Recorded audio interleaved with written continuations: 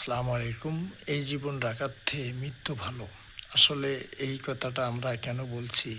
এনার যে পরিচিতি, এনার যে পুরা শরীরে ঘা ধরে গেছে এমন পরিস্থিতি, সে এখনো জীবনযাপন করতেছে। এ তো কোনো না কোনো মায়ের সন্তান।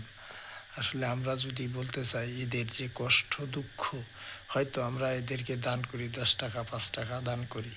কারণ এই টাকা দিয়ে বউ, পোলাপান, নিজের চলা কত যে কষ্ট। তো সে মনে করেন শাহ সুলতান শাহর মাজারে এসে এখানে দেখেন ভিক্ষাবৃত্তি করে, মরার মতো শুয়ে আছে।